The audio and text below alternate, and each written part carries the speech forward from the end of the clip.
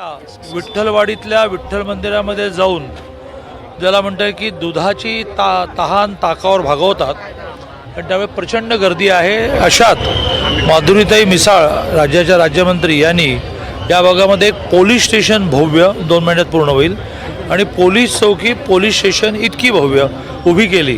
त्याच्या लोकार्पणाच्या कार्यक्रमाला स्वाभाविकपणे माधुरीताई, शहराचे पोलीस आयुक्त अमितेश कुमार हे होते।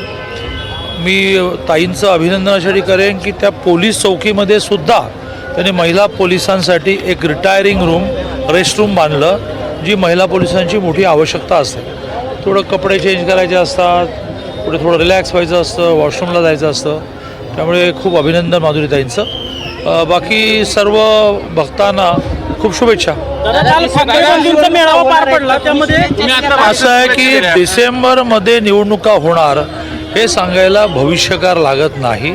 सुप्रीम कोर्टामध्ये केस चालू होती, तिचा निर्णय लागेपर्यंत कोणी असं म्हटलं असतं तर तुम्ही म्हणाला असतात की काय सांगता, अजून ते निकाल त्याला देतो, निकाल लागला।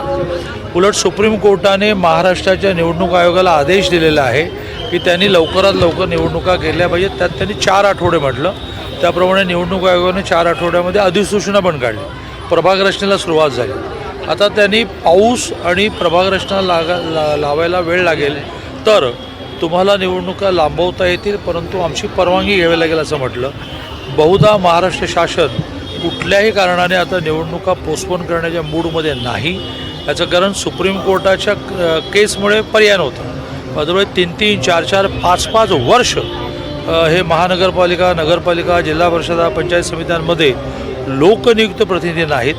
प्रशासन कितीही चांगलं असलं तरीसुद्धा ते लोकांशी इतकं कनेक्ट नसतं। नगरसेवक काय ते काय येतो म्हणतो, अरे काय ताई म्हणतो, हे गटरचं काम बघ, तू लगेच धावत महानगरपालिकेत जातो। त्यामुळे आता कोणी त्या निवडणुका पोस्टपोन करण्याच्या मूडमध्ये नाही।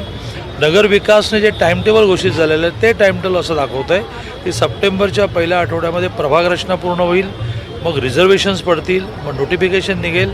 पूर्वी 45 दिवसाची नोटीस लागायची, आता 30 दिवसाची नोटीससुद्धा पुरते आणि त्यामुळे रफली ऑक्टोबर महिन्यामध्ये एक ग्रुप जिल्हा परिषदा किंवा नगरपालिका, नोव्हेंबर महिन्यामध्ये एक ग्रुप जिल्हा परिषद, कारण एका वेळेला नाही घेता येणार, एवढी मॅनपॉवर नसते ना, ती मशीन्स पण नसतात।